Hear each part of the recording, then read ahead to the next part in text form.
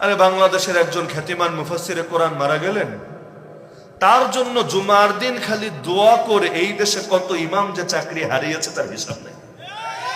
আর ইমাম তো দূরের কথা, সাধারণ মুসলমান খালি ইন্না লিল্লাহ বলে দলের পদ যে কত জন হারিয়েছে এটা সঠিক হিসাব আমার জানা নাই। কলিজা যখন ফেটে যায় দুঃখের কারণে, আর ইন্না লিল্লাহ বললে যখন মুসিবতে পড়ে, তো হুজুর মরলে ইন্না লিল্লাহ বলা যাবে না, তাহলে অন্যরা মরলে ইন্না লিল্লাহ বলবো কোন দুঃখে। এখন আরেক সাইডের আরেকজন আবার মরে, এবার খুশির ঠেলে আলহামদুলিল্লাহ বলে ফেলে, যে ইন্না লিল্লাহ বললে তাহলে তো ঝামেলা, আলহামদুলিল্লাহ তো ইন্না লিল্লাহর বিপরীত শব্দ, এটা বললে মনে হয় সুবিধা। এখন আলহামদুলিল্লাহ লিখে জাস্ট একটা কমেন্ট করেছে সিরাজগঞ্জের এক ইমাম সাহেব প্লাস বক্তা সাহেব, খালি এক জায়গায় একটা কমেন্ট করেছে, ফেসবুকে সাধারণ কমেন্ট, কিন্তু এক আলহামদুলিল্লাহ কমেন্টের কারণে উস্কানিমূলক মামলায় গ্রেফতার দেখিয়ে লালগুদামে চালান করে দিয়েছে।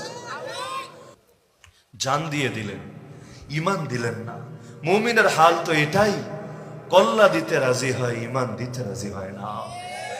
ঈমান দিতেই যদি আমাদের আকাবিররা রাজি হতেন, বছরের পর বছর লালগুদামে পড়ে থাকা লাগতো না। আমাদের ইতিহাস রক্ত ভেজা ইতিহাস হতো না।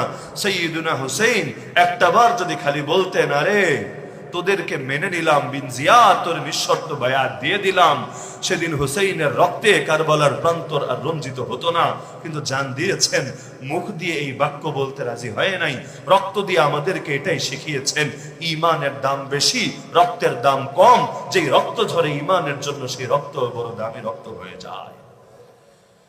তো এখন বিভিন্ন ভাবে গিয়ে বুঝালেন যে দেখেন আপনারা এত বড় মুজাহিদ, আপনাদের নেতৃত্বে আমরা লড়াই করেছি, এখন আপনারাই মানুষের রক্ত পিয়াসী হয়ে গেলেন, লোকে কাদের উপর আস্থা রাখবে? মানুষের আস্থা নষ্ট করেন না, ইসলামী শরীয়ত কায়েম করেন।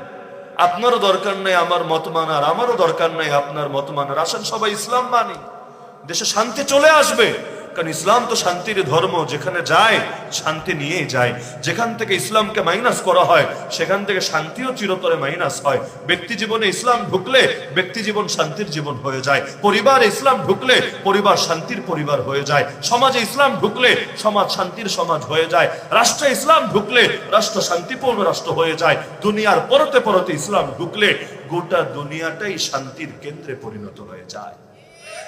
কিন্তু কে শোনে কার কথা রে ভাই? দুর্বলের কথা সবল সহজে কানে নেয় না। এই যে হুজুররা বলতে বলতে বলতে গলা ফাটিয়ে ফেলছে, তবুও ক্ষমতাধরদের কয়েকজন হুজুরদের কথা কানে নিচ্ছে, কারণ হুজুরদেরকে মনে করে সমাজের বোঝা, হুজুরদেরকে মনে করে থার্ড ক্লাস নাগরিক, হুজুরদেরকে মনে করে তাদের করুণা প্রাপ্ত ভিক্ষুক শ্রেণী। তো এগুলো মনে করার কারণে যত যাই বলুক না কেন কোনো কথা কানে নেয় না। খালি যদি পাম্পট্টি দেয়, তেলবাজি করে আর জান্নাতের টিকিট দেয়, সেটা নিতে দ্বিধা করে না, এটা বুক ফুলায় নেয়, প্রয়োজনে আসা যাওয়ার ভাড়াটা পর্যন্ত দিয়ে দেয়, সবই ঠিকঠাক মতো করে। কিন্তু কিন্তু যদি হুজুর হক কথা বলে, তখন আর হুজুর ভালা না। ধরেন মসজিদে যে হুজুর দায়িত্ব পালন করে, নাম তো দিয়েছে ইমাম, ইমাম মানে নেতা, নেতা যিনি হবেন তার কথাই লোকে শুনবে, এটাই তো ছিল মূলনীতি। কিন্তু এমন এক যুগে চলে এসেছি, এখন ইমামকে আর নেতা মানে না, উল্টো কমিটির লোকেরা তো দূরের কথা, মসজিদের সাধারণ সাধারণ লোকেরা নিজেদেরকে মনে করে ইমামের নেতা। তাদের কথার বাইরে গেলে যত বড় হুজুর হোক তার বিরুদ্ধে অ্যাকশন নিতে পর্যন্ত দ্বিধা করে না। আরে বাংলাদেশের একজন খ্যাতিমান মুফাসসিরে কোরআন মারা গেলেন, তার জন্য জুমার দিন খালি দোয়া করে এই দেশে কত ইমাম যে চাকরি হারিয়েছে তার হিসাব নেই। আর ইমাম তো দূরের কথা, সাধারণ মুসলমান খালি ইন্না লিল্লাহ বলে দলের পদ যে কত জন হারিয়েছে এটা সঠিক হিসাব আমার জানা নাই। কলিজা যখন ফেটে যায় দুঃখের কারণে, আর ইন্না লিল্লাহ বললে যখন মুসিবতে পড়ে, তো হুজুর মরলে ইন্না লিল্লাহ বলা যাবে না, তাহলে অন্যরা মরলে ইন্না লিল্লাহ বলবো কোন দুঃখে।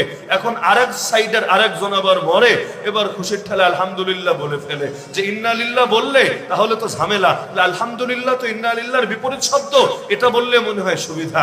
এখন আলহামদুলিল্লাহ লিখে জাস্ট একটা কমেন্ট করেছে সিরাজগঞ্জের এক ইমাম সাহেব প্লাস বক্তা সাহেব, খালি এক জায়গায় একটা কমেন্ট করেছে, ফেসবুকে সাধারণ কমেন্ট, কিন্তু এক আলহামদুলিল্লাহ কমেন্টের কারণে উস্কানিমূলক মামলায় গ্রেফতার দেখিয়ে লালগুদামে চালান করে দিয়েছে।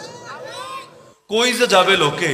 ইন্নালিল্লাহ বললেও বিপদ, আলহামদুলিল্লাহ বললেও বিপদ। সামনে লোকে সুবহানাল্লাহ মাশাআল্লাহ বলতে ভয় পাবে। কোন কথা বললে কে যে নারাজ হয়ে যায়, এতই যদি মুশকিল হয়, কথা বলাটাই তো বড় মুশকিল হয়ে যাবে। দুনিয়াটা তো এমন ঝামেলার জায়গায় পরিণত হয়েছে।